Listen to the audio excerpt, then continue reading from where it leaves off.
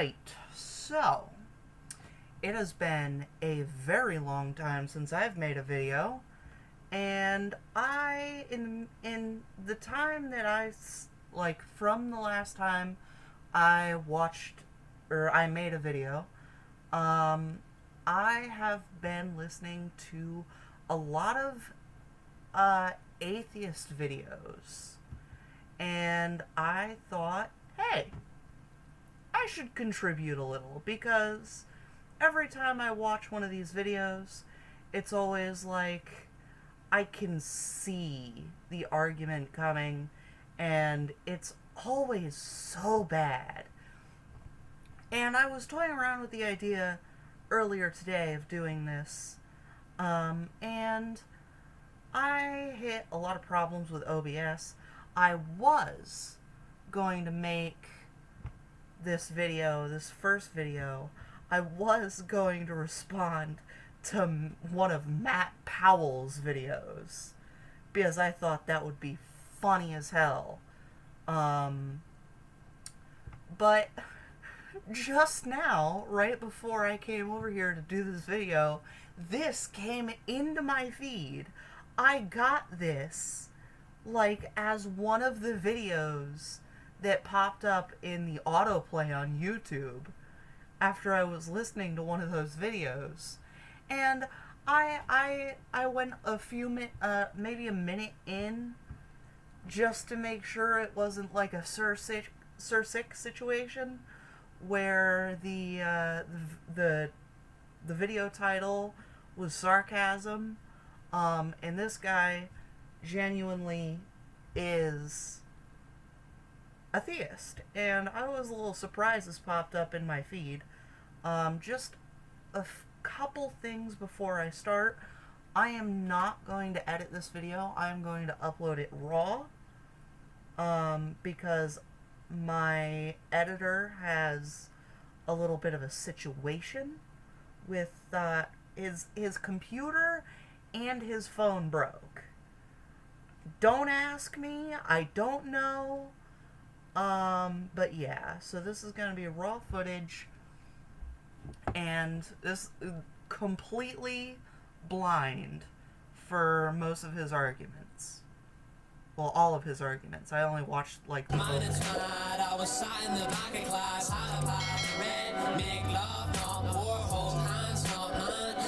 Airman. What's going on, folks? So, this is a bit of a different one. Bit out of left field, you might say. Been following this guy for a while. You know, I like to, I'm not really... Oh, the funny thing is, when I looked up this video, the second result was quite literally, it was Sir Sick reacting to the dude that this guy is quoting. This channel right here on the screen, this right here, Sir Sick responded to that video, and that was the second result. So you gotta know this is gonna be good. Really a particularly religious person, but I do dip my toes in every now and then, and there's certainly there's certainly a lot of value in practicing a religion. And if you actually do practice it, that's to be commended. Because a lot of people nowadays they like the aesthetic of religion. They like going into town and telling the homos and the whores that they're going to burn in hell. But in their private life, they don't really preach it. You know, that's why oh boy, how nice. Telling the gays and the whores, who you just lump together like that. Telling my people and literal prostitutes alike that they're gonna go to hell. Oh boy. That's why I like Nick Fuentes, because Nick Fuentes ticks all the boxes. He's a teetotaler, he's a virgin, you know, he's Oh boy, if virgin is the qualification for being a Christian, I guess I'm a Christian. Oh no. He's actually promoting the religion to maybe millions of people. I don't know if it'd be millions, but certainly hundreds of thousands of Zoomers. So that is to be commended. What I don't like is folks who pretend to know, who pretend they've got the answers. I know God is real. I don't like... Well, me and you are alike in that. I also don't like people who say they know God is real and they say everybody else is wrong, because that's a really shitty thing to do when you don't have any evidence. Arrogance around it. Or even the atheists, the Christopher Hitchens of the world, who are like, they don't necessarily say outright that they know God is real, but there's a sort of swagger that they have. There's like an arrogant demeanour that they have when they're talking about these issues, and that's what I don't like, and that's what actually puts me off, because you don't know. Can you just say that you don't know? And there are reasonable doubts that you can have as a human being. Let's take a look. All atheist arguments answered in 10 minutes. Great. Like, you know, fucking some of the most controversial conundrums that we've had in philosophy and theism. I'm confused. I thought this wasn't a Cirsic situation. I'm gonna be honest, I have no clue where this guy stands now. Since time immemorial, just this random Zoomer's gonna answer it in a 10-minute YouTube video. Highly doubt it, but let's see. Atheists have a lot of arguments, but they... Oh, apparently I'm reacting to a guy reacting to another guy. I did not see this coming. Okay. Alright, well, let's see where this goes. They never really think of anything new that the church hasn't had answers to for the past 2,000 years. Projecting much? So let's answer them. Religion causes wars. Well, actually, only 7% of all human wars were caused by religion. Oh, fuck. I remember this Cirsic video, actually. Okay, well, first of all, you basically just said no and yes. He basically just said no and yes. He just said no religion, or sorry, he's clowning on people saying that religion causes war, and then going, oh, well, only 7% of wars were... That makes no sense. You're basically saying yes, but it's only a small amount. How many wars throughout history were fought? Because I'd say 7% of that number is probably a really large amount. And if you remove Islamic wars, that number drops down to 3%. Oh boy, 3%. Still totally not a super fucking large number. Let's see what this guy has to say. Yeah, yeah, that's true. You know, politics causes wars. But you gotta do away with politics and just live in an anarcho-primitive state. It's like, no, you still need politics. All kinds of things cause wars and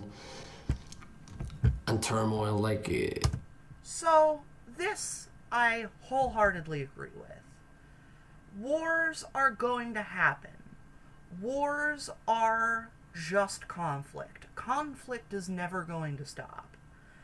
But that is not a reason to discredit the fact that wars do happen because of religion.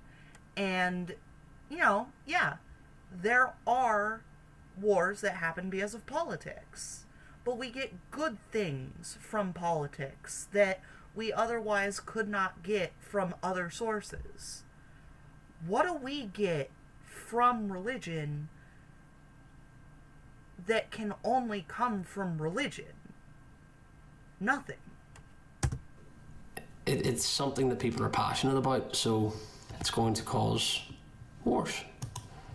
A lot of evil has been done in the name of religion. This is true, but the most murderous people in human history have been atheists. Not true. Adolf Hitler was actually a theist. Adolf Hitler was a theist. Oh god, maybe I can't say that in a YouTube video. Well, if this gets demonetized, it's not really like it matters. I don't get money from this anyway. Might not let me upload it though. Whatever. Doesn't mean religion is true, it just means you can't use that as an argument.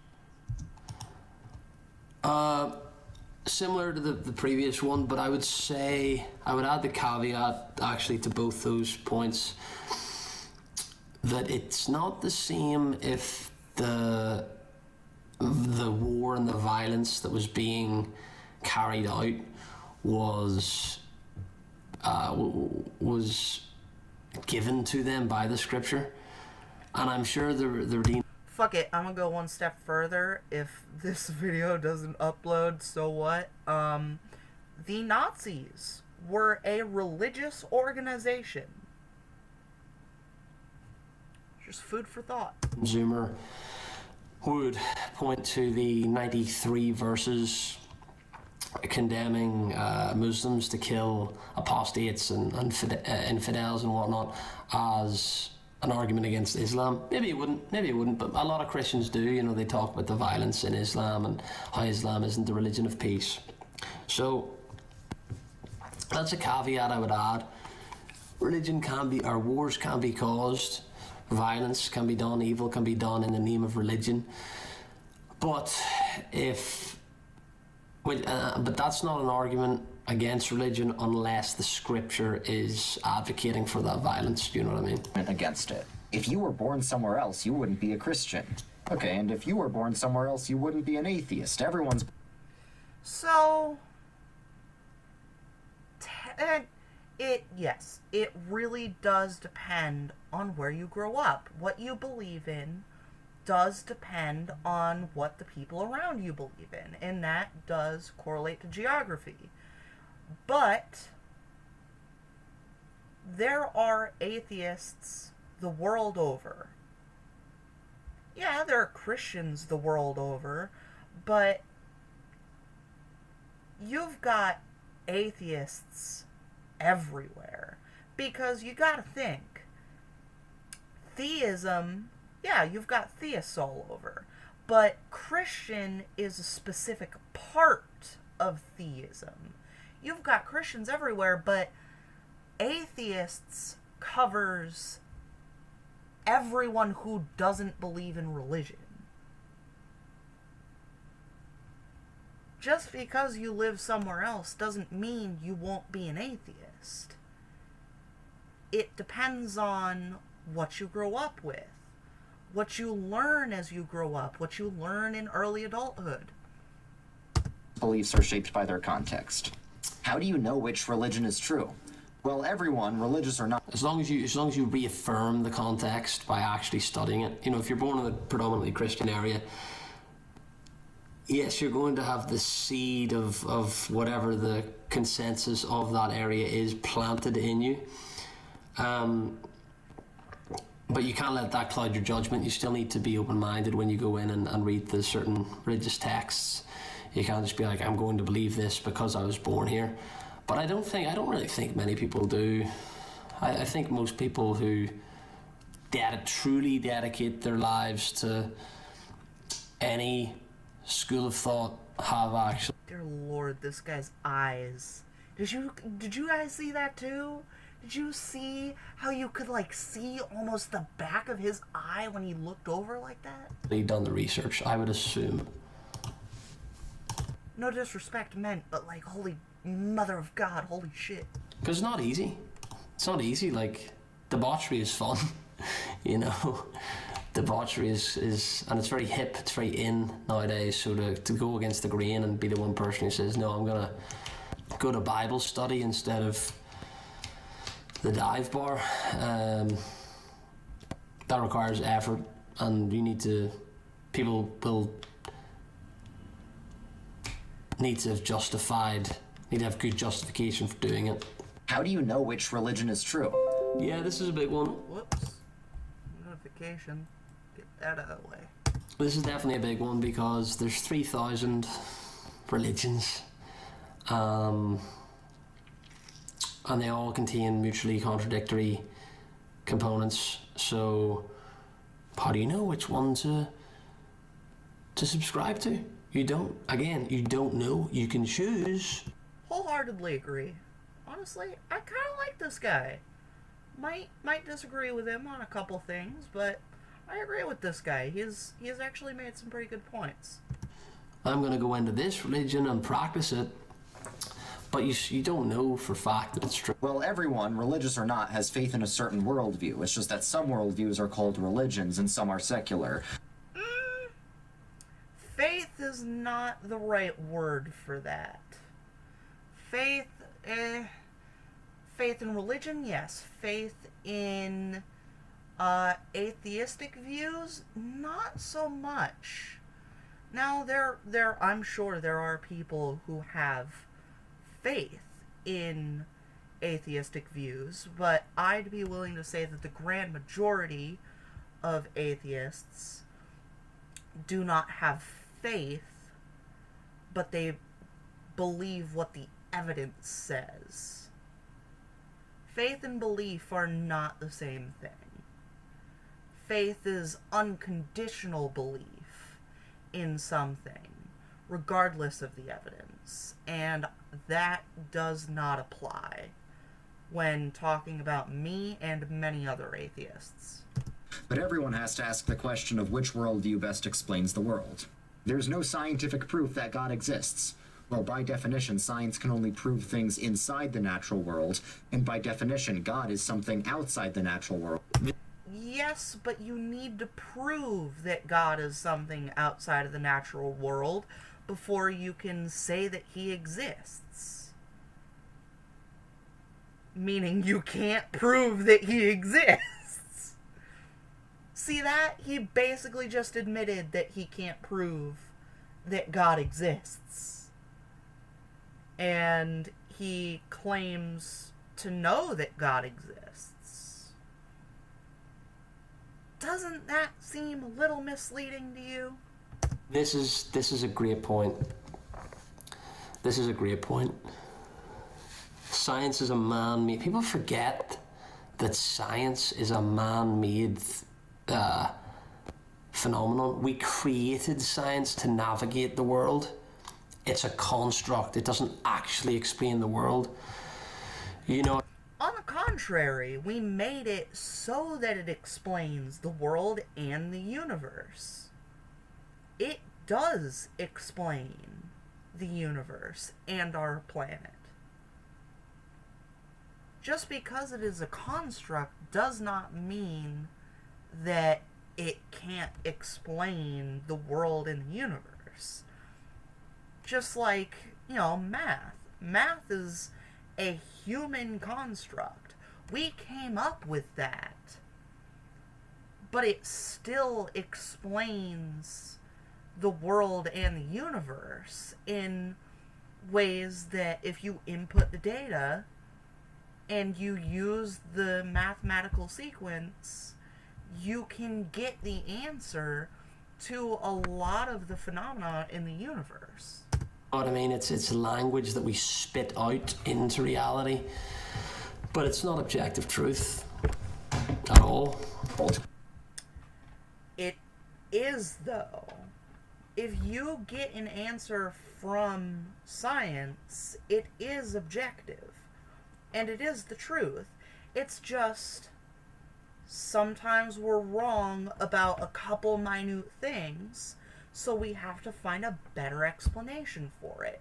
And over time we get better and better and better explanations because we find little gaps missing in what we know, and we fill in those gaps, and like I said, the explanations get better and better and better until a point where we can apply those scientific facts in the real world. Like rocket science Do you think that we got to the moon without, like, science that doesn't apply, like, science that applies to the real world? How do you think we did stuff like that? And please do not tell me you're one of the people who thinks that the moon landing was fake. Dear Lord, that's a whole nother can of worms. So science can neither prove nor disprove God. There's no evidence of anything supernatural. Well, that's just not accurate. There are medically documented cases of people with demonic possession speaking. And how old are those? How old are those documents? Those medical documents? Is I'd be willing to bet that they were before the 20th century, or sorry, the 21st century.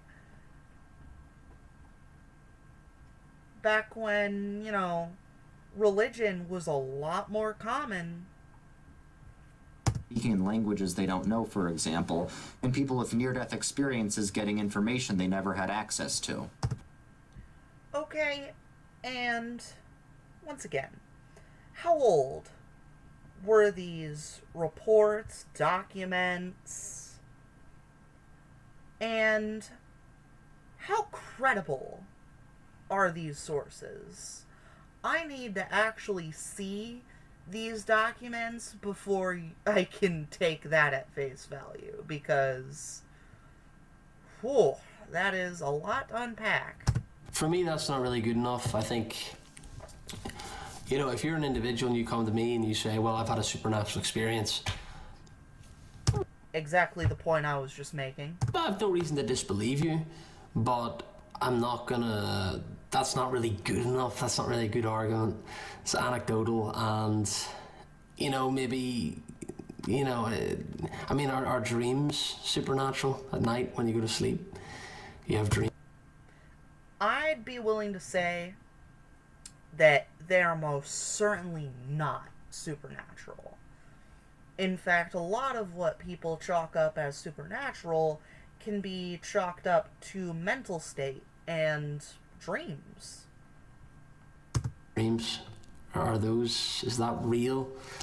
So that's not really a good enough argument, I don't think, that other people have had supernatural experiences. That's their subjective experience, right? It's not, I can't take that. I can't claim that. The Bible has contradictions. Okay, you think you found an apparent contradiction that the church hasn't known about for 2,000 years? Every apparent contradiction can be explained by understanding just a little bit of theology. Are you sure? Because I want you guys to go find literally the first chapter of the Bible and just read it. Just read it. And take in how all of the things that are said to be created, how many times they're said to be created, and from in what ways, and in what order. Because, dear Lord, The Gospels were anonymous. Okay, anonymous And doesn't... it's not about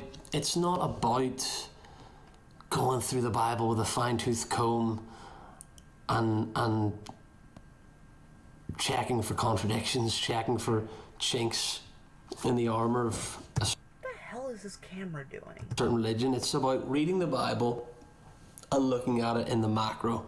It's not, oh, well, according to my calculations in Leviticus it says this, and then Deuteronomy. It's like, no, man, just read the Bible.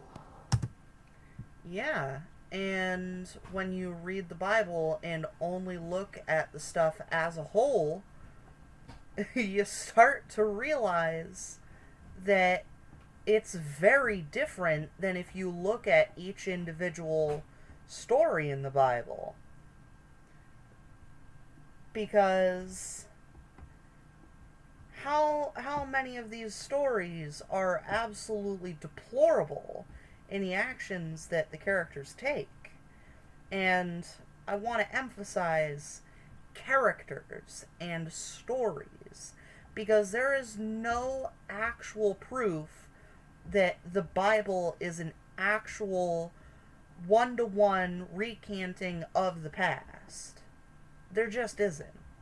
And anyone who pretends that it is a one-to-one recounting of the past is fucking high or insane. Because the Bible talks about unicorns and talking donkeys. And come away and be like, what is your overall look? What is the overarching, feeling that you get?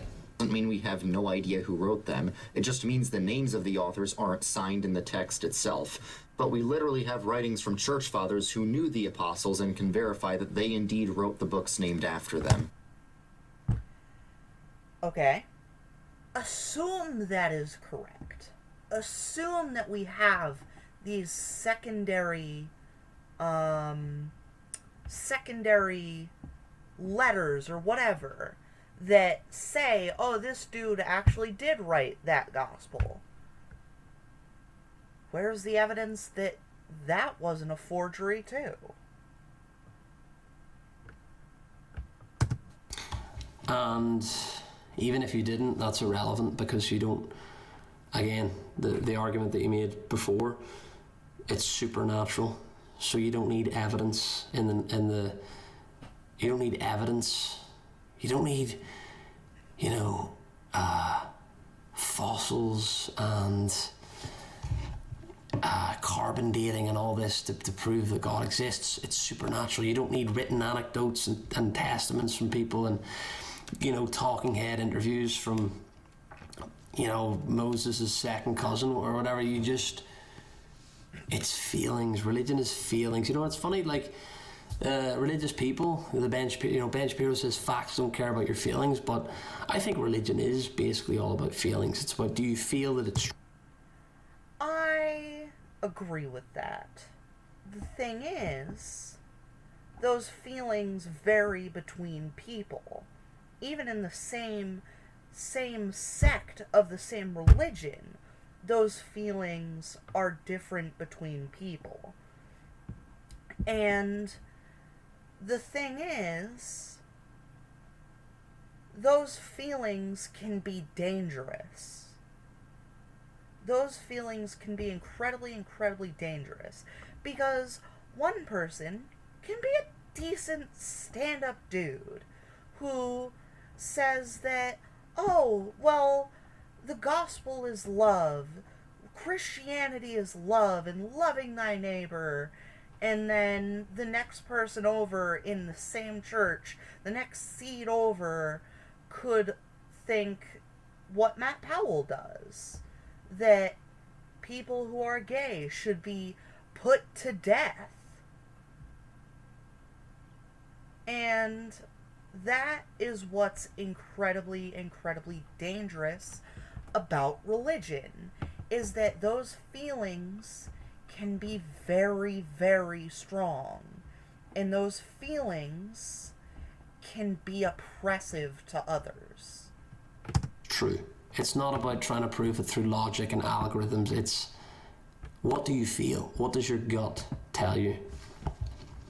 Scholars think the Gospels are a mix of real quotes from the historical Jesus and fake quotes added by the church, but none of them can... Not by the church. By King James. Look at the King James Bible. That shit is edited unendingly to fit King James's agenda. And the thing is, it doesn't even matter if that wasn't the case. Because even if it wasn't maliciously edited, the Bible is a translation of a translation of a translation of a translation. It does not matter that... It does not matter if it was maliciously done. The words in the the Bible that is in the English language, that is in American English, most certainly does not represent what the original Bible actually said. Whether intentional or unintentional, or a mix of the two. Can agree on which quotes are legit and which are not, so we can discard their opinions. Jesus never claimed to be God. Yes, he did. He didn't say, I am God, worship me, but he showed that he was God in many places in all four Gospels by doing...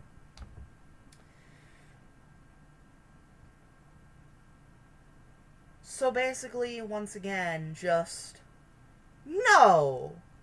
And then basically giving evidence that says yes. Jesus never claimed to be God. No!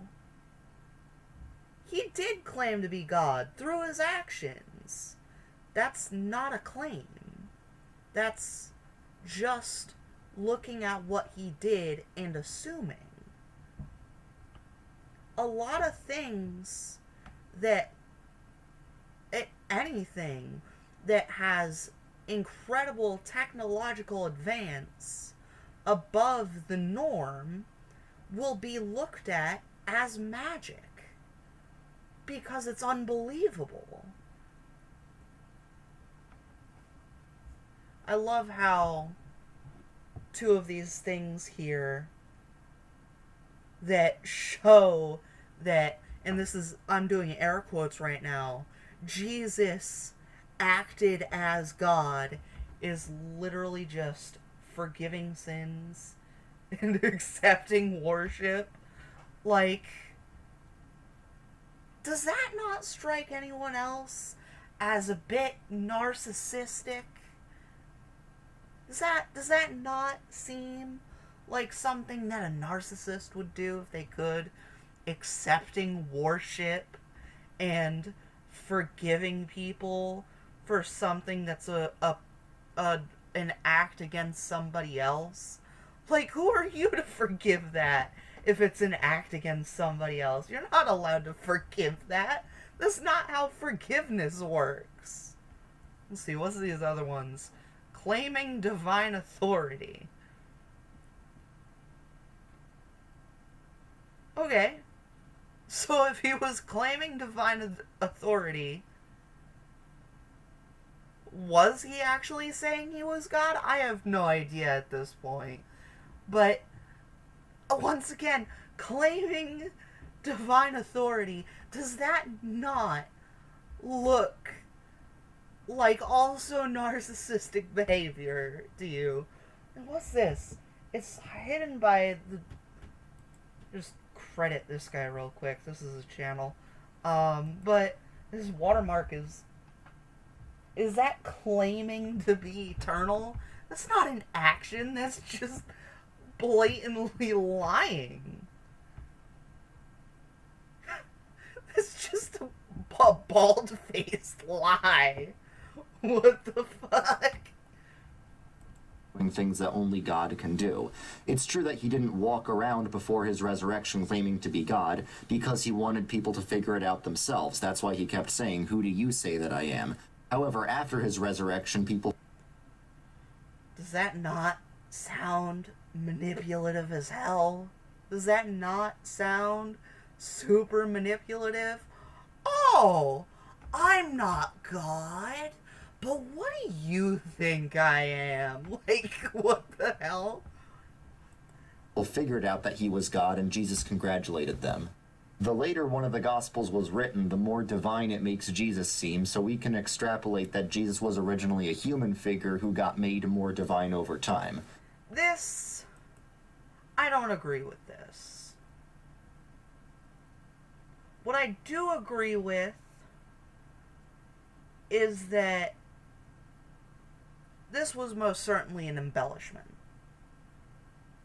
It was most certainly an embellishment. But to pretend like it is fact that Jesus was just a regular dude is... it's about as preposterous as claiming that he is God.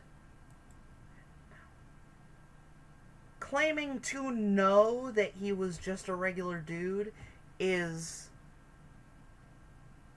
basically the same as claiming it's as ridiculous as claiming he was just God. Oh man, I gotta go back and watch Sir Six video, see what he said on all this. Because, dear Lord. Yes, it was definitely an embellishment. I can't claim to know if he was a real guy or a complete fabrication, but most of what is in the Bible is embellishment, if not all of it. Because what most Christians fail to account for is the fact that humans embellish stories. It's just how we do things.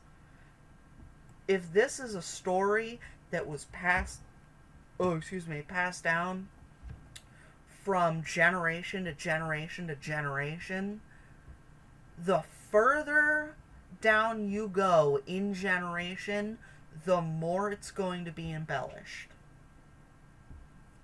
In fact, it was most certainly embellished in every translation it went through, the Bible. Which is another reason why it's just insane to claim it as fact. Alright, maybe some Gospels emphasize Jesus' divinity more than others, but what about Paul's letters that fully confess the divinity of Jesus and were also written before any of the Gospels? Fanatic follower. So that breaks your pattern. The Bible supports slavery. No, it doesn't. Just because there's slavery in the Bible doesn't mean the Bible supports it. There are... Now, I have not read the Bible. I will confess to that. But I think that I honestly, I find it hard to believe that a Bible that has a verse, a book that has a sequence of events in it, that has... Now, like I said, the validity of the Bible is not there. But if at a certain point the translation comes to a verse where children make fun of a guy for being bald, and then the guy curses the children, and a bear mauls them, I think that speaks more to the rest of the Bible and the contents of it through the translations than it does than, I think it's safe to say from that verse that this guy is just fucking lying. Now, I will own up to that. If somebody proves me wrong, I will make a video amending that. But as it stands, with all of the bullshit this guy has said, I find it incredibly hard to believe this no is an actual no with validity. There are some Old Testament verses that could be interpreted as condoning slavery. There are certain parts of the Old Testament that give regulations and about the treatment of slaves. Regulations. Right there. About slavery. I don't care if this guy says it's about the treatment of the slaves, therefore it doesn't condone slavery, it just condones treating the slaves right. I do not care. that is quite literally just going and saying, oh, well, I don't condone cannibalism, but, you know, if you're gonna do cannibalism, you should give the victim a good life beforehand. Like, do you see how that definitely is condoning cannibalism? Just because it doesn't outright come out and say it condones slavery does not mean that it does not condone slavery. And I think putting regulations on how to treat slaves, I'd be willing to bet that that's condoning slavery.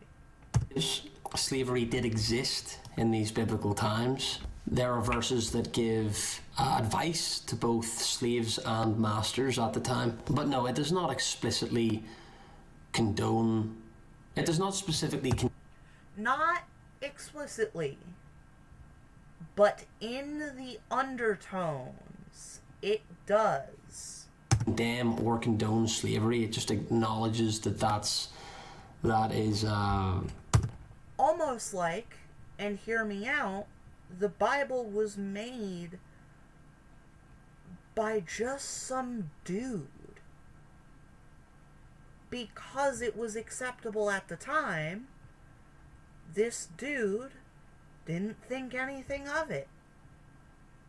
But now in modern times, we realize how atrocious that is, and here you've got theists trying to cover it up.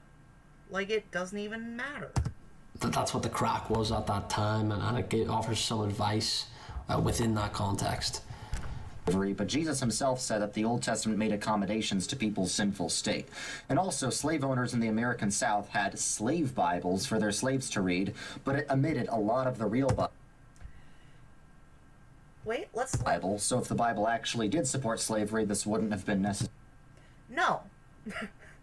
No. Because the slave Bibles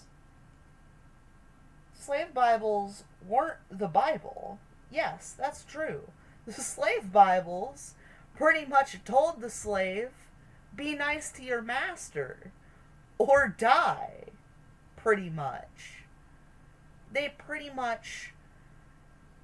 They taught, I can't fucking remember the word, god damn it. They taught submissiveness. There we go. They taught submissiveness. And the fact that they could leave many parts of the Bible in the slave Bible to indoctrinate submissiveness is really telling. Necessary. Christianity supported slavery. Well, sure, some Christians did, but all human civilizations have had slavery. Christian civilization was the first one to abolish it on moral grounds.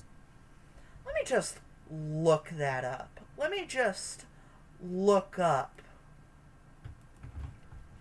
which civilization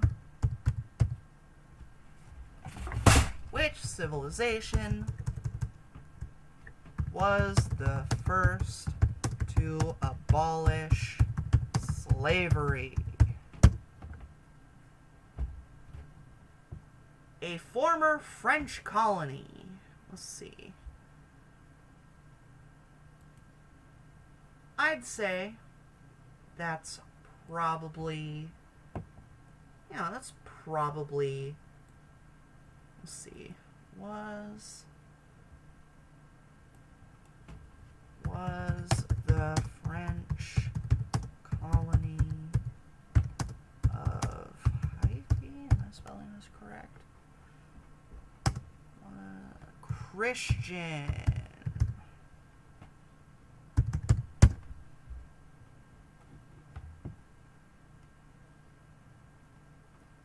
Roman Catholicism. Alright. So, yeah. Maybe. still doesn't change the fact that Christianity supported it and also said, hey, this is the right way of doing it. The fact that you're... Just because the end goal was good. Okay, so this is a little bit of my own belief, my own creed that I live by. And that is the end goal. It does not matter the means or the motive that you use to get to that end goal, as long as that end goal is a net positive for the people involved that you care about. Alright?